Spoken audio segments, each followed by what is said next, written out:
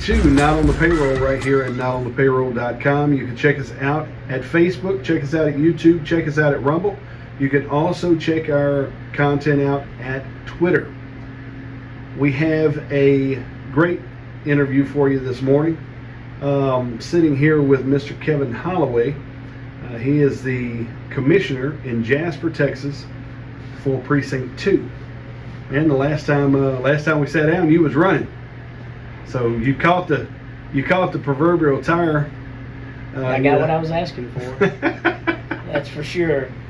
So how are things going, man? What's the update since you took over? When did you take over? January 1st. January 1st. So you've had a few months to kind of get your feet wet and get settled in. What do you think has surprised you the most? Probably the biggest thing is trying to make people happy. I mean, I've known in law enforcement that, you're never going to make anybody happy. Sure. But when your job relies on making people happy, yeah. I really, that's one thing I told my guys when I came in. I said, we're going to answer every phone call. Right. We're going to call them back. We're going to reach out to them. We're going to follow up with them. We're going to go out and look at the problems that they're having because, try and put myself in their shoes.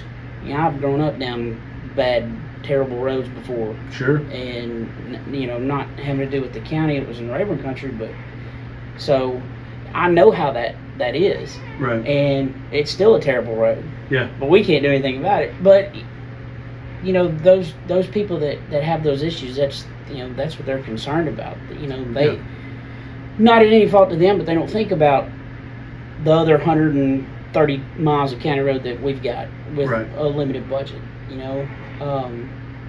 But just reaching out to them and talking to them and letting them vent mm-hmm. and giving the people just a chance to talk. Right. Most of the time when I get done talking with people, they're pretty cool. Yeah. They'll start out amped up and upset, and after kind of let them go and let them talk and explain to them if we can or can't help them. So a lot of people don't understand what we are allowed to do and what we aren't allowed to do. I've been threatened to be put in jail more in this job than 8 years at the sheriff's office. So I've always told them, I said, I've made it 8 years as a cop without being thrown in jail. I really don't want to do it as a commissioner. Yeah, we don't want to start this now. That's, I don't want to be sitting in a chow hall explaining to a real criminal, I went and put 2 tons of rock on a private driveway. That's why I'm in prison. Right. And it's silly, but I mean, you look just right across, down the road, it happens. Yeah. So, people are really got an eye on taxpayers' dollars, which they should. Yeah. But, making sure that just the people that understand, we just give them information because a lot of people don't know. Yeah. Not that they've ever been explained to, or that's probably been the biggest challenge so far. It almost seems like there's a complete disconnect a lot of times between elected officials and the public as far as education standpoint goes. Just communicating what you just said, communicating what you're allowed to do and what you're not allowed to do. And so it makes complete sense why that would be a hiccup in your first 6 or 7 months here. There's a lot to be said for clear communication and clear education, And so, what do you feel like? What are some of the projects you guys are looking at right now? Man, we've got 2 different water system projects. We've got a Holly Huff water system upgrade, and then the Harrisburg water system upgrade that they're working on right now. We just published for bids. Actually, bids closed today on paving Victoria Drive in Rayburn country. It's almost 1.5 miles long, but real main big thoroughfare through Rayburn that has been patched over the years, and it's just in terrible shape. We've been up there. We had an issue with a property owner that had cleared some land and didn't put up any erosion barriers and ended up washing the road out, clogged the drains up, and it was right by the golf course. So man, we were out there for about 2 or 3 weeks, just tearing everything out, tearing the old culverts out, redirecting the drainage, Right. building the road back up, fixing it, and then fixing the drainage and the erosion to keep it from clogging up the new culvert.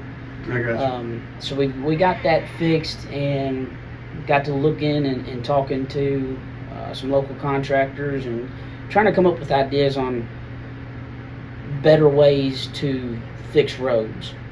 And they've got a newer material. It's called a quick set oil sand. It's not as tough as asphalt, but it's a close second, and it's about a third of the cost. Really?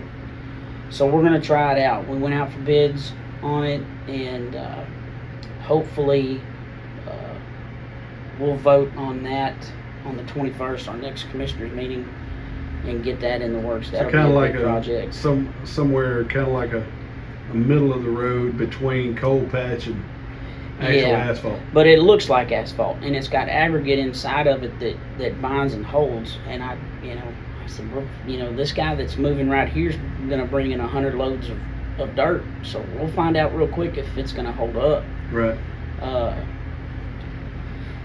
Though that's really the main big projects. Like I said, we're working on County 222 right now with Precinct 1, fixing that road. That's really the biggest bulk of it right now. Yeah, right now. And then we're leveling at the Rayburn Clinic right there on 255 where the helipad is. Yep. Their property it goes uphill about 6 or 7 feet, and the plan's been for a long time to, once we started with the ambulance contract, that if the call volume was enough, that they would stage an ambulance in Rayburn. So once we got that information and confirmed that there was, the hospital district and the county, we're gonna assist them in taking all the dirt, leveling that out where they can build basically a small building for an ambulance quarters, and then a garage to park the ambulance, and then also the fire department's rescue truck. Oh, wow. So that we're waiting on the dig reports from that, and hopefully get that started pretty soon as well. Very cool. Very cool. So, what else have you learned in the last 7 months? Man, it's like drinking from a fire hose. There's so much. A lot of different angles, man. It you is. gotta learn. There's no rule book here, Mm-hmm. Now I've talked to my dad and a couple other people about this. In law enforcement, you got a penal code book that you have to go, all right, well, I know I got this situation. Let me pull my book out Right. and look, and I either have a crime or you don't. Well, here it's not like that. So you Kind of almost like you're learning what everybody else has done. Yeah. And then you're learning on the fly what you should be doing. Right. And most of it, if it's right, it's right. If it's wrong, it's wrong. Right. And, once I've explained that to most people, people call say, hey, can you fix my driveway or fix my culvert here? Well, technically you live off of FM road. That's state property. I legally can't. Right. I'd love to, if I could, but unfortunately I can't. So most of the time, I've had a pretty good rapport and relationship with most people that we talk to. Some people you're never going to make happy, but 95, 97% of the people that, once they see us out there and see us that we're trying, that means a lot to them. Sure. So, that's why I stay on the guys that stay busy. I'm not telling you to be out there in 100-degree weather on the road, but, we need to be doing something. Yeah, it does mean a lot to see the precinct trucks driving around and involved actively with something going on. Obviously this, like you say, this 100-degree weather, man. How have you guys had to navigate that? Because man, it's like a sauna. Well, we're working on Wingate right now, and Wingate is a county road, and there's several places that are punched out, and we've got a machine that goes on the front of our skid steer, and it's basically a milling machine, but it's really small. It does about, I think, 30 inches is the width of it. So it's good for small potholes and patchwork and stuff like that. But we've milled up a couple of places, and we've just been trying things. Yeah. You know, mixing in some different aggregate. We've tried concrete, limestone, super patch, and I think we've found the best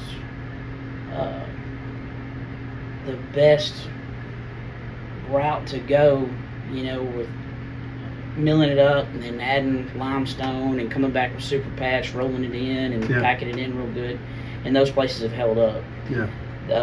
Guys were out there Monday, and it was in a hot part of the day, and they were out there working, and they got back and said, man, we got to get up earlier in the morning to do this. It's too hot. I said, well, I understand. Yeah. I'm not out there with a bullwhip, right. forcing y'all work smart to die, but y'all get hot getting the truck. So it's just trying to, that's what I told the guys. And, if y'all get hot or don't feel good, go get in the truck, go pull in the shade, or get some water. We'll work it out. We're not on a time schedule. Some of these guys that I've hired have come in from the private sector, so they're used to working. And I'm not saying that we're in low gear, but most of the time when we're doing something, we're not on a tight time schedule, so we can work at a good, slow, steady pace, and making sure we fix these spots, we fix it right the first time. Yeah, and making sure you don't die in the process. Right. Hydration's huge right now.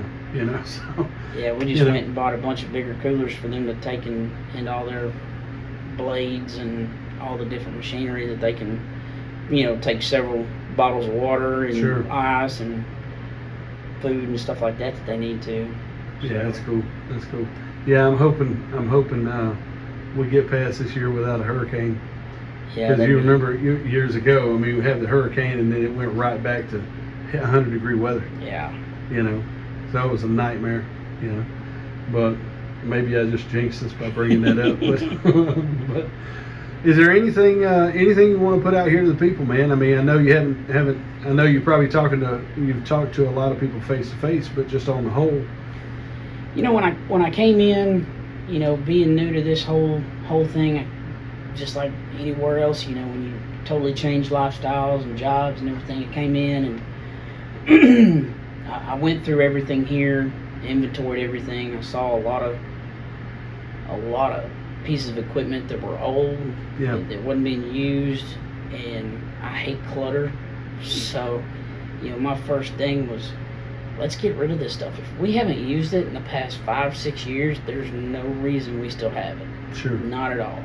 So we've sold so far, we've got a list of stuff on auction right now, but we sold about $32,000 worth of machinery a few months ago, and then I'm hoping to get about 50 from this sale. That's $80,000 to put back in our budget that goes to road and bridge material. No doubt. And that's a lot, especially with the price of road and bridge material being so high. Talking to the other commissioners that's been here a while, that the price of materials just not even just fuel, but just the material prices is just going out the roof, unbelievably inflated. So we bought some. I went to I flew over, when I got here, going through everything and looking to kind of upgrade and buy some newer material. Mr. Parker was a good steward of the money, and didn't leave me broke. Right. So we had a good bit of funds. So looking through what we had and trying to come up with what we needed. What would be a key piece of equipment that would really help us. Talking to a lot of other commissioners and people with TxDOT that I know, Gradall is, you have to have one if you're going to be in this business. And so we've got one, but it's a 93 model, and starting to find its way to the graveyard. Yeah, and that's one of the pieces of equipment on auction now. So I got to look, and I found one in Arizona, and it's a 2018 D152 that's on a truck cab, and it had an American flag wrap design on it. So I contacted the company over there. They bought that truck from a Great All show that Great All had special wrap from them, and it was in Arizona. Well, they don't have drainage problems in Arizona, Right. you know. So yeah, they got moisture problems. yeah, they rented it. It was for a rental, and they rented it. It had 3,000 miles on it. Yeah. When we bought it, man, it was practically brand new. Yeah.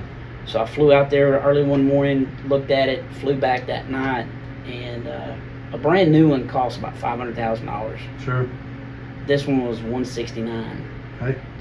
So. A little bit of a savings. Yeah, huge. And a lot less hours probably on that thing. Oh yeah, it had less. It's 700, almost 750 hours. Wow. So I mean it. Some would say it ain't even broke in. No. So we got it back, and it's awesome.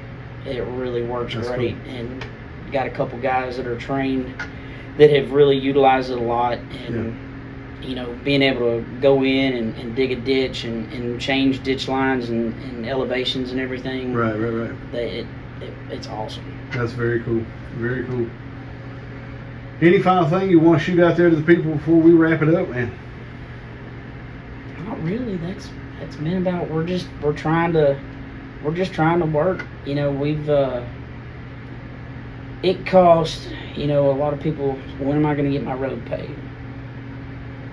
If I had that money, but I already had it done. You know, and that was where we're at with Victoria Drive. You know, it costs $500,000 to pave a 1 mile section of road. Yeah. You know, we just finished the project on County Road 200, and they paved almost 3.5 miles of it, and it was like a $3 million project. Of course, there's a lot of bridges and much more work, but there's a lot that goes into paving. We're not in that kind of business to build roads like that. Right. So, and when your budget's $400,000, you really got to be a good steward of that money to make sure that lasts you throughout the year. And that's where we got this year, where we were with that budget, and we've spent about $20,000 so far just out of the material. But we've had a lot of stuff stockpiled. We've probably used 500 tons of stockpiled material without having to dig into our budget. Yeah. Well, that's where I figured, okay, well, if I can take 250 out of that, and then I can build Victoria, Right. I'll still have 150 almost left. We'll be able to get by for the rest of the year. And so it's just really, you know, managing that budget Right. is key. So They say there's multiple, whenever you're in type position you are as a commissioner, you gotta, you wear the hat of making sure the road and bridges are taken care of. You wear the hat of dealing with the public on a daily basis. You deal with you wear the hat with Commissioner's Court itself, and then how to handle that budget. It seems like that's kind of it's almost like there's multiple jobs just shoved into one. oh yeah, it's never never really any slow days. I'll be down here, you know, 2 or 3 different things going on, and I'll look up and it's lunchtime already. Yeah. Golly, you know. Sure. So it goes by fast. My wife tells me, she said, I'd talk to you way less than I ever did before. Right. You know, Right. it's like I just don't have time to be. I don't really have a lot of downtime, Yeah. which is fine. I mean, the day goes by fast, but there's never a slow day. Yeah, you're not playing solitaire on No. the computer. No, because if I'm not tied up here, or if I don't have to be sitting at this desk, you know, I like to get in and go ride, Right. and go check roads, and you know, like I said, my guys are really good. You know, my admin assistant, she's spectacular, Yeah. and she keeps up with everything. So anytime someone calls, she writes it down. She calls Chris, my foreman, lets him know, hey, this person called, this is the issue they got. Chris goes out and checks on it. We, you know, if it's something that needs to be addressed now, we'll address it, we'll put it on the list, Right. and we don't let that list build up. Sure. You know, we're never tied up, you know, unless we got like a project where we're working with precinct 1 today. But you know, if something comes up today, you know, it's normally the next day that we jump on it, Sure. unless it's a bigger thing like you Yeah. know, where we've got to have several guys, because you know, when you're talking even putting in a culvert, you need 3 or 4 guys to drive dump trucks and That's right.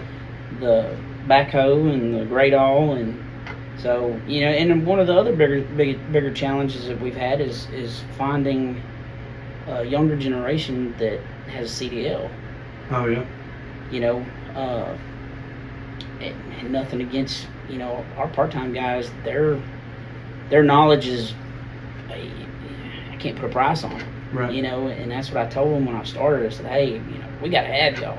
Yeah. You know, I need y'all to train me and give me the information to train the younger guys, because if we don't get that, then that information is lost. See, go ahead. I don't want to cut you off. But you know, the state's made it so difficult now to get a CDL. You got to go through an academy. You got to go, you know, and some of them. I just hired a guy, and thankfully he was in the military, was able to use his GI Bill to do it. It took him a week, but he had to go to Longview, and he was in Longview all week. Yeah. They've got a program here at the college, at the high school there, and it's a 2-month long, you know, academy. It's every day, every evening. There's not a lot of people that can do that, even with financial assistance. Right. You know, so that's been a big challenge. To find a younger, you know, kind of younger generation that wants to get in to this business, because you know, if they get their CDL, they can go drive trucks and make a lot more money. Yeah. But you know, it's just like with this young man I just hired, you know, he wants to be home. He doesn't want to drive around. He knows he's taking a pay cut from working pipeline and stuff like that, but you know, he's home every night and his hours are set, and you know, it's much more stable. It almost seems like once you hit about your mid-30s and then babies start showing up and all this stuff, you know, it's almost like, okay, all this running and chasing this money ain't worth it. Yeah. You know, and so it makes sense, like somebody in their early 30s would be making that kind of a transition. You know, obviously in your 20s you might be full of a lot more, need to get a lot more out there. You know, but yeah, that's wild. That's even with the because I think they're, if I'm not mistaken, the LIT is actually funding. They're doing some sort of funding. I know I talked to Eddie Hopkins about the full funding for anybody who lives in, I think, the zip code. And so that was just recent. Yeah. That was in the last year. But that may be exactly what you're talking about, some sort of financial support and that type of deal. Yes, yeah. They do offer a lot of good, you know, paying for tuition and stuff, but a week turnaround versus 2 months turnaround is a different process altogether. Right. So, well, good deal, man. Well, I'm glad to see things are working out for you. Obviously, you know, like you say, drinking through a fire hose. You know, you don't want to do that too many times. But glad to see things are going good for you, man. And ladies and gentlemen, you've been listening to Not on the Payroll. We've been sitting here interviewing Precinct 2 Commissioner for Jasper County, Kevin Holloway. That's right. Yes. I got that right? Yes. I nailed it. All right. Now, I'm interested to see kind of how these next few budget cycles go. Yeah. Judge Allen, he's still working on everything. I talked to him this morning. He's just about got it finished. Yeah. Yeah, it's gonna be interesting. Yeah. Especially being my first time, but you know, it's just appraisal district, and you know, appraisals. I mean, they raised my values, you know, 11-12% this year. So I mean, it's been crazy, man. I hope the state's able to do something, able to pull something off. You know. Yeah. I've been seeing a lot with have it and whatnot. But I think we're used to doing with little around here. So I guess unfortunately we'll have to figure that out again. So yeah, and that's with being a government, the only way you can generate money is to raise taxes, and nobody wants to do that. Nobody wants to do it. Because in turn I'm gonna raise my own taxes. Right. So we've got to, and that's what I'm doing the best to work with what I got. I don't need, that I can work with this. Yeah. And if it needs to go lower, it needs to go lower, and we'll we'll work with what we got. Absolutely. Whatever to keep from being that drastic. Yeah. Because I've worked, sheriff's deputy pays good, but it ain't that great. Sure. And a lot of people aren't near as fortunate to make the kind of money we do. And I'm the only income in my home, so when you've got a family and kids and one income, it's hard for me. So I know it can be much more difficult. Sure. For someone that's at a lower salary. So I don't ever want to take anything or hurt anybody in that way. Absolutely. Ladies and gentlemen, you've been listening to Not on the Payroll right here at notonthepayroll.com. We've been sitting down chatting it up with Precinct 2 Commissioner Kevin Holloway. Appreciate you sitting down with me, man. And anytime I can do anything for you, man, just let me know. Keep me in the loop. Any updates you want to do or anything like that moving forward, please let me know. You guys out there, if you like this kind of content, I would ask you to go over to the website, check it out. Also, like, share, and subscribe. That's what we're after here, is for there to be some interest in what we're doing. Obviously, it's not too often. I mean, how many interviews have you had since you've been in? This is it. There you go. Ladies and gentlemen, we appreciate you guys for tuning in. We always encourage you to continue to do good in your community and continue to try to serve each other, and remember that we're all human. We are all human. You guys have a good week.